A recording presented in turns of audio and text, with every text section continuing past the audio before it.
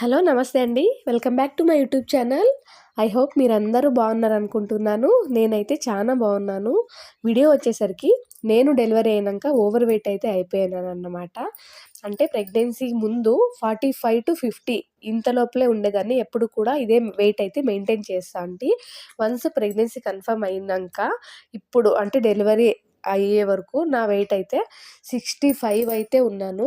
Present నేను present కాదు, last month 22nd, ఈరోజు 22nd కదా డేట్. లాస్ట్ మంత్ 22nd అయితే నేను వెయిట్ చెక్ చేసుకున్నాను. 64 ఉంటే ఇప్పుడు ఈరోజు చెక్ చేసుకుంటున్నాను 61 అయితే చూపిస్తుంది చూడండి. ఇంకా నేను ఈ మంత్లో 3 kgs వెయిట్ అయితే తగ్గాను కదా. ఇది ఎట్లా అంటే నేను చాలా వరకు రైస్ అయితే తగ్గించినాను. ఇదే మెయిన్ రీజన్ అని నేను అనుకుంటున్నాను. మనం ఎవ్రీడే రైస్ తినేదాని నుంచి చాలా వరకు వెయిట్ గెయిన్ అవుతామంట. కాబట్టి నేను రైస్ క్వాంటిటీ అనేది చాలా వరకు తగ్గించినాను.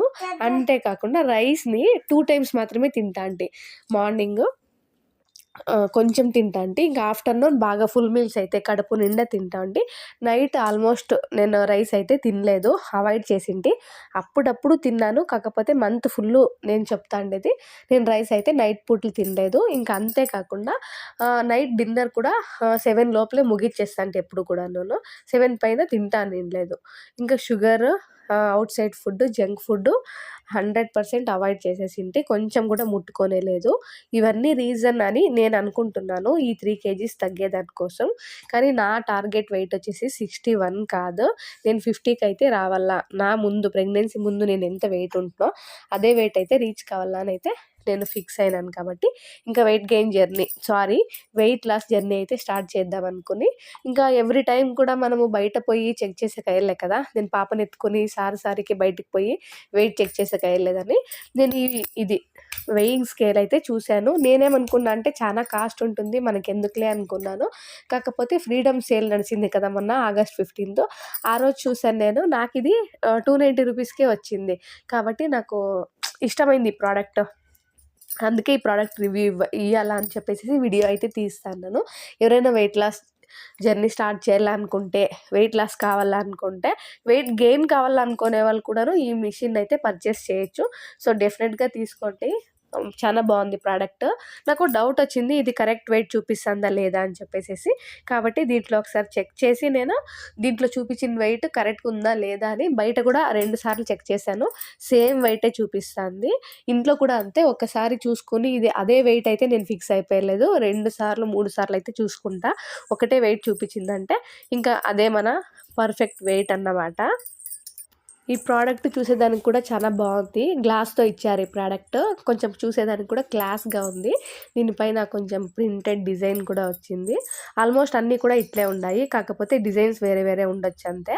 మనకి కరెక్ట్ వెయిట్ చూపించాలంటే మనం దీని మీద కరెక్ట్గా నించోవాలంతే. కరెక్ట్గా నించుకొని చూసుకుంటే కరెక్ట్ వెయిట్ అయితే చూపిస్తుంది. ఇంకా ఆటలాడే పిల్లలు ఉంటారు కదా, వాళ్ళ చేతికి అయితే ఇవ్వద్దు, ఈజీగా బ్రేక్ చేసేస్తారు.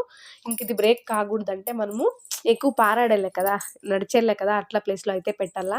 అంటే కిచెన్లో కింద ఎక్కడైనా ఎవరు పారాడుకునే ప్లేస్. నేనైతే టీవీ ర్యాక్ ఉంది మా ఇంట్లో, టీవీ షెల్ఫ్, దాని కింద అయితే పెడతాను. ఎవరు పారాడుకునే జాగాలో పెట్టుకుంటే బ్రేక్ అయ్యలేదు, చాలా కేర్ఫుల్గా ఉంటుంది.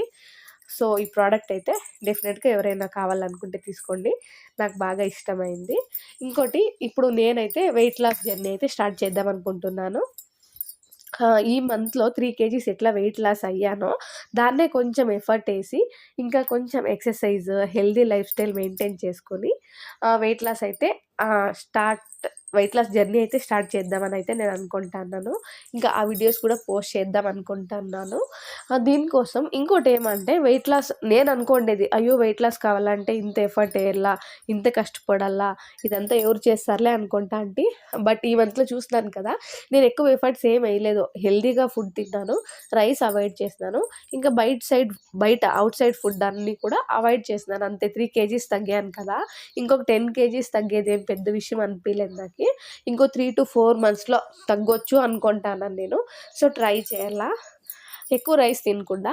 ఇప్పుడు దోశ వచ్చేసి రైస్ ఐటమే కదా, దోశ తినాలనిపించినప్పుడు పెసరట్టు వేసుకొనేదో, ఇడ్లీ తినాలనిపించినప్పుడు రాగి ఇడ్లీనో, ఓట్స్ ఇడ్లీ తినేదో, లేదంటే ఇడ్లీలోకే ఏదైనా వెజిటేబుల్స్ యాడ్ చేసేస్తే అది హెల్దీ అయిపోతుంది కదా.